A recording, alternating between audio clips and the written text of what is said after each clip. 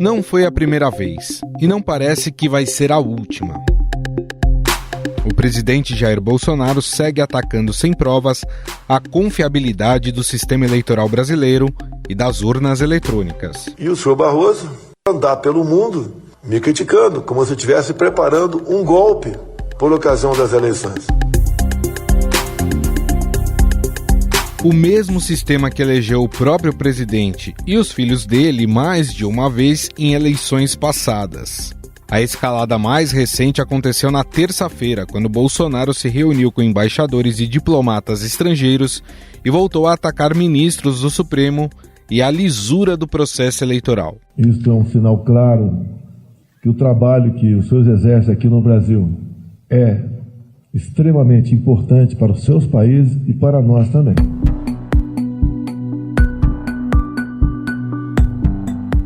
O encontro não caiu muito bem aos ouvidos internacionais.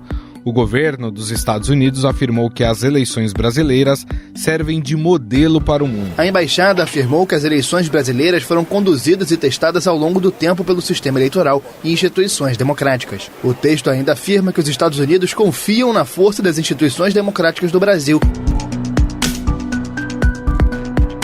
A organização Transparência Internacional chegou a enviar aos embaixadores presentes na reunião um documento desmentindo as afirmações de Bolsonaro. E aqui no Brasil também vieram as repercussões. O Partido Cidadania cobrou do Congresso a abertura de um processo de impeachment contra o presidente. Vários partidos de oposição também acionaram o Supremo contra o presidente, dizendo que ele cometeu crime contra as instituições, crime de responsabilidade, crime eleitoral, além de propaganda eleitoral antecipada e improbidade administrativa. Por fazer acusações contra o sistema eleitoral, o chefe do executivo pode ser enquadrado no crime de abuso de poder, o que o deixaria inelegível. Há também quem acredite que o presidente infringiu o artigo 14 da Constituição Federal, ao usar o aparato do cargo, no caso uma TV estatal, com finalidade eleitoral. Nós respeitamos as leis. Para a oposição, o presidente descumpriu também o artigo 4 da Lei de Impeachment, que fala de atos que atentam contra o exercício dos direitos políticos, individuais e sociais, chamado crime de responsabilidade. Desde março de 2019, mais de 130 pedidos de impeachment de Bolsonaro já foram protocolados no Congresso. No entanto, a prerrogativa de receber ou rejeitar as denúncias é do presidente da Câmara, Arthur Lira, aliado de Bolsonaro. Impeachment como ação política a gente não faz com discurso, a gente faz com materialidade, que por enquanto ainda não se comprovou, né? Bolsonaro poderia ser ainda enquadrado no artigo 366 da Lei Penal, que fala sobre o impedimento do funcionamento das instituições constitucionais, ou seja, o golpe de Estado. O otário que fala isso, eu acho que ele não enxerga que eu já sou presidente, vou dar um golpe em mim mesmo. É só um imbecil, tá, que fala essas besteiras aí. Neste caso, por conta da prerrogativa de foro do cargo, Bolsonaro só pode responder por crimes comuns se houver uma denúncia do Procurador-Geral da República, Augusto Aras. Quem me conhece sabe que eu posso pecar por ação. Por omissão, não vão dizer isso, não. Pode até acusar, mas ninguém vai provar omissão, não. Augusto Aras tem sido alvo de forte pressão. Procuradores de todo o país pediram a abertura de uma investigação no âmbito do Tribunal Superior Eleitoral de ilícitos eleitorais decorrentes de abuso de poder. Em outra frente, subprocuradores gerais da República alertaram para possíveis crimes de responsabilidade. E dizem o seguinte: em seu pronunciamento, o presidente da República atacou explicitamente o sistema eleitoral brasileiro, proferindo inverdades contra a estrutura do Poder Judiciário e a democracia em clara campanha de desinformação.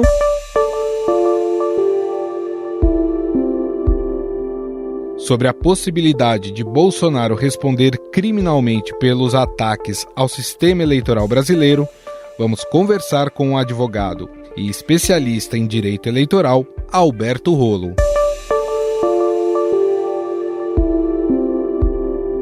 Tudo bem, doutor? Oi, Gustavo, tudo tranquilo? É um prazer falar com você.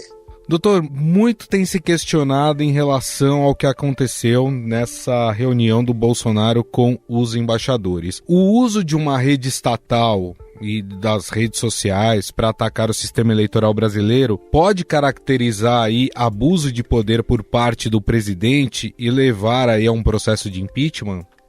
A gente tem que dividir esses fatos, né, que aconteceram aí nesses últimos dias, especificamente na reunião, em várias vertentes, em várias frentes. A oposição, inclusive, se encarregou de tomar iniciativa e levar alguns desses fatos até o STF, mas também me parece que de forma atabalhoada. Então a gente tem que separar a parte do uso da estrutura estatal, e você mencionou a TV estatal, né, a TV Brasil e os servidores, para um ato que não é um ato de governo, se não é de pré-campanha, porque não teve pedido explícito de voto, é alguma coisa pessoal, é alguma coisa política. Por isso a oposição falou em improbidade administrativa, então tem a seara própria para apurar isso, não é o STF, é na primeira instância, não tem prerrogativa de foro para isso.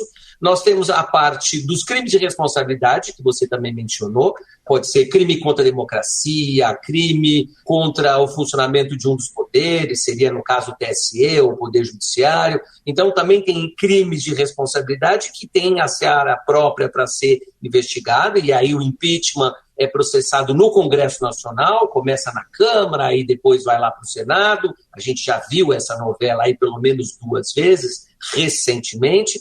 E a gente tem a parte eleitoral, eventuais crimes eleitorais, aí entra aquilo que você perguntou objetivamente, Gustavo.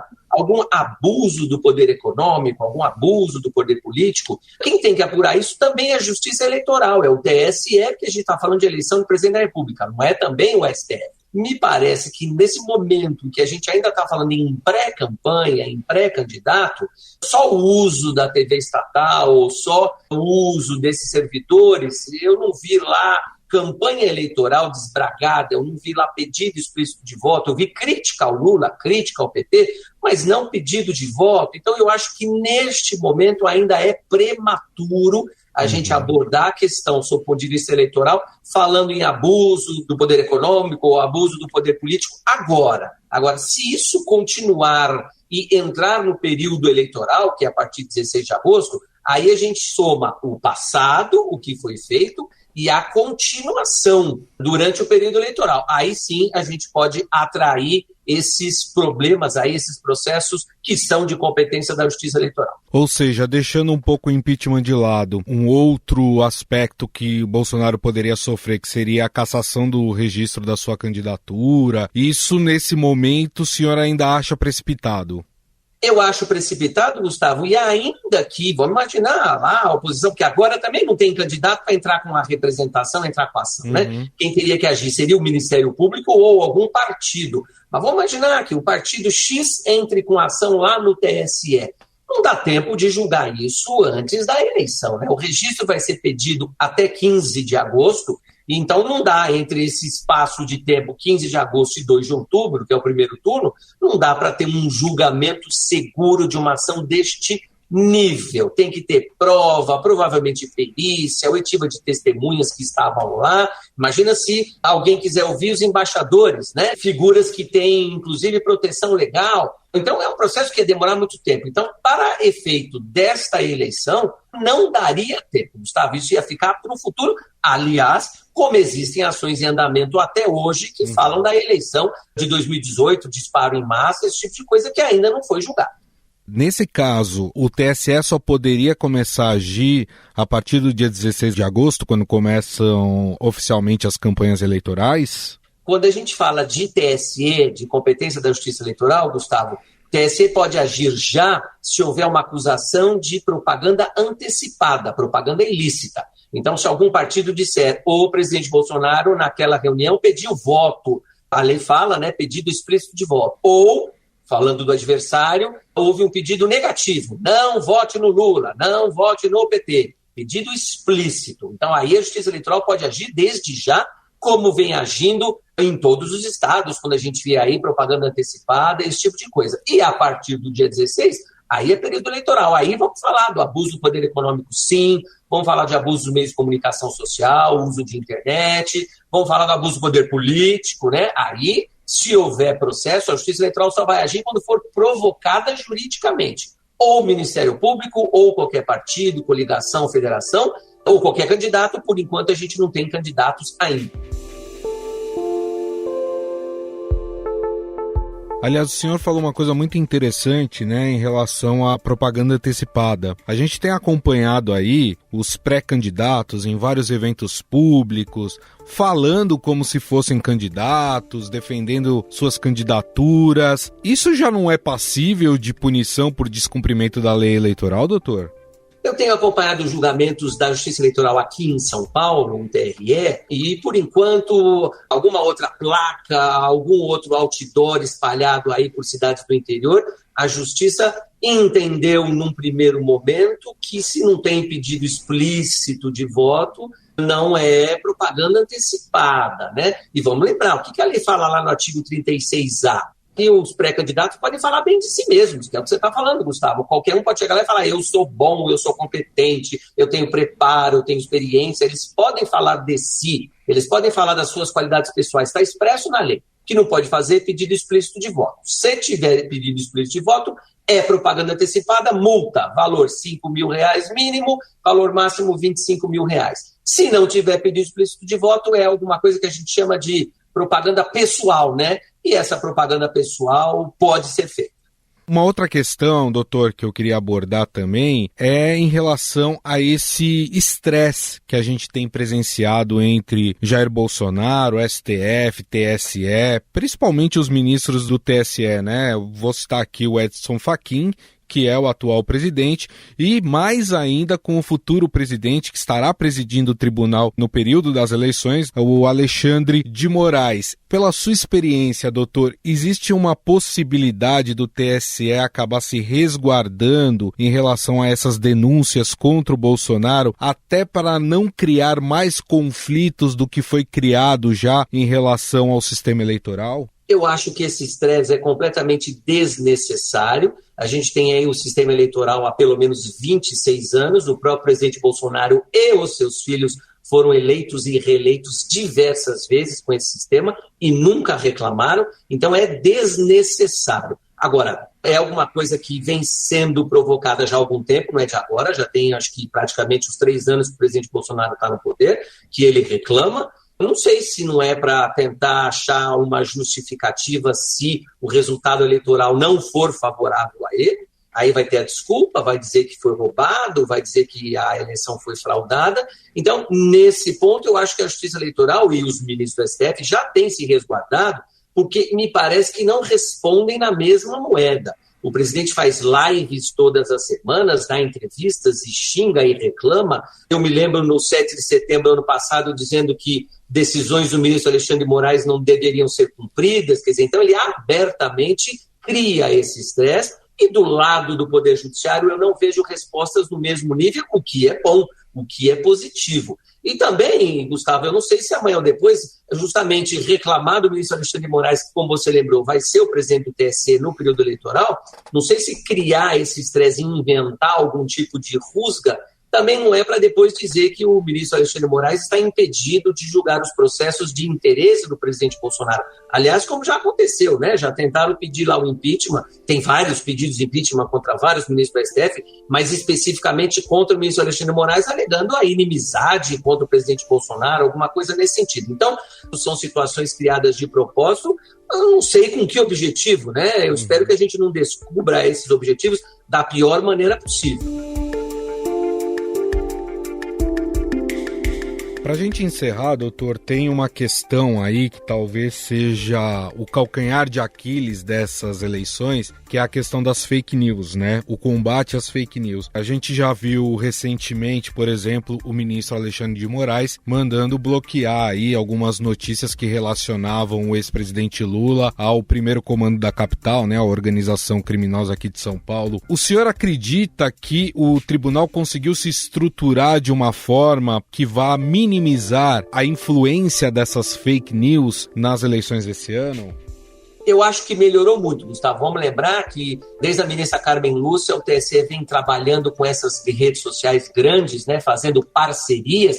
E qual é a diferença dessas parcerias? As próprias redes sociais se comprometeram a tirar do ar páginas ou postagens que fossem fake news, que fossem contra a democracia, fazendo uma autorregulamentação. Não precisa mais esperar a ordem da justiça eleitoral. Então, isso foi um passo muito importante. É uma diferença essencial das eleições de 2018 para cá. Então, nesse sentido, eu acho que essa estruturação avançou bastante. Ao mesmo tempo, a gente também tem agora, no Código Eleitoral, crime de fake news. Se eu não me engano, é o artigo 323, que é um artigo novo, que diz expressamente, tipifica o que é crime de fake news, que é você usar mentiras para atacar candidatos ou partidos com finalidade eleitoral. Não tinha esse crime antes, agora tem. Então, o Legislativo deu esse instrumento, deu essa ferramenta, a Justiça Eleitoral se preparou fazendo esses acordos, esses entendimentos com as grandes redes sociais. Então, eu acho que melhorou muito de 2018 para cá.